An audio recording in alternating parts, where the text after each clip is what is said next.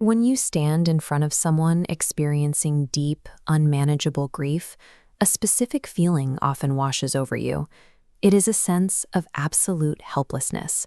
You are staring into a void of systemic pain or personal tragedy, and you realize you have no tools to fix it. That helplessness triggers a psychological reflex. We look away. We convince ourselves that the problem is too massive, and we are too unequipped to make a difference. We hide behind the defense that we are simply little people, unable to alter the outcome, and retreat into the safety of our own lives. This defense has a dark historical precedent.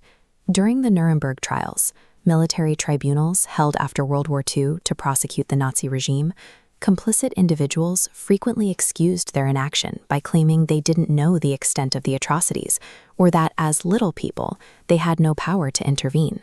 We can combat this instinct by building a framework for action.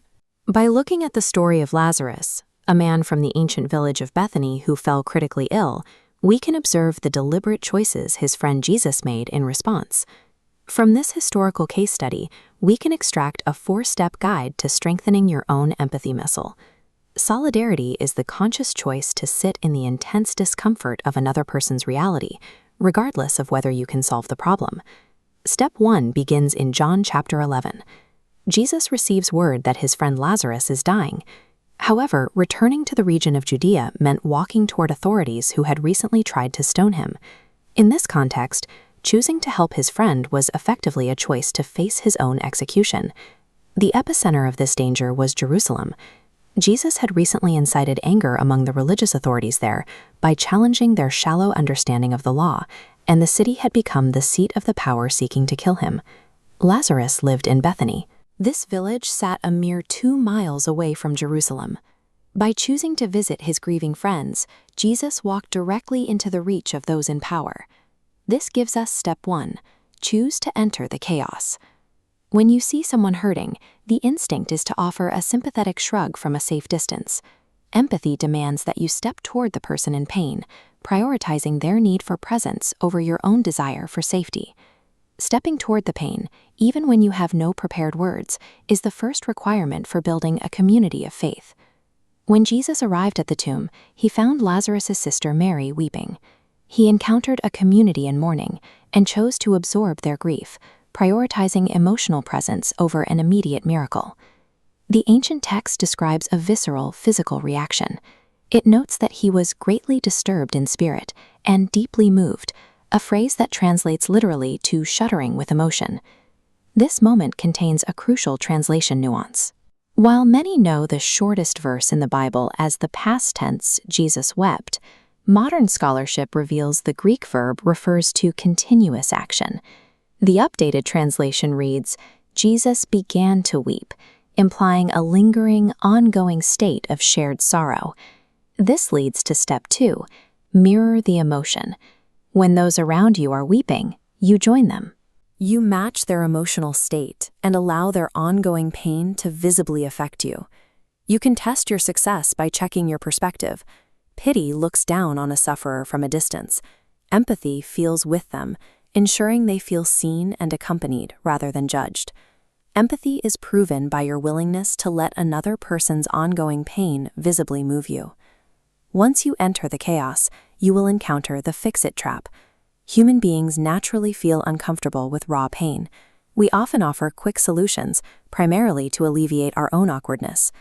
Outside the tomb, Jesus sat in the darkness of the not there yet time.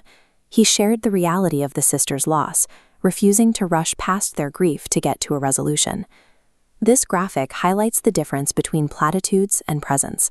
On the left are phrases that often invalidate a sufferer's experience, like, at least they are in a better place. On the right are phrases that create space. I am so sorry. I am here with you. Or simply maintaining a supportive silence. This is step 3, hold space. Suppress the urge to offer a silver lining. Let the pain exist exactly as it is, without attempting to manage or explain it away.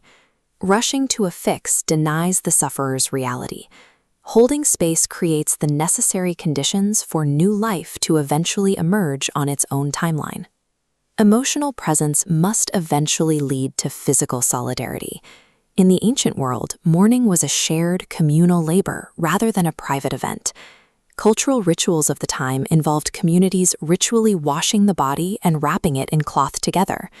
Following burial, families observed a 30-day mourning period where women sat on the floor, relying on neighbors to handle all domestic duties. This gives us step 4: execute small acts of solidarity. In a modern context, this means dropping off groceries, handling domestic chores, or unbinding the grave clothes of the past so a friend can eventually start over. You know this step is working when the tangible, daily burden on the grieving person is lightened because you are sharing the labor of their life. Shared labor allows the sufferer the space they need to begin the process of transformation. This capacity for empathy is a muscle that strengthens through practice. It's a skill developed by standing in the rubble with those hurting. When neglected, our communities break down. We become isolated enclaves of fear, where the pain outside our circle no longer moves us. The ultimate test of this muscle is whether we can apply it to those we consider enemies.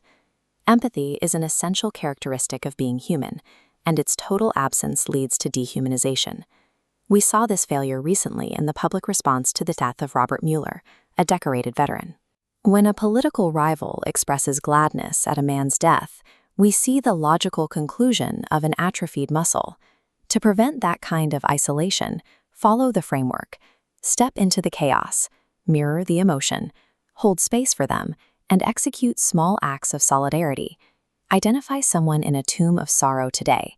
Reach out and offer one act of solidarity without trying to fix the pain, simply by being there.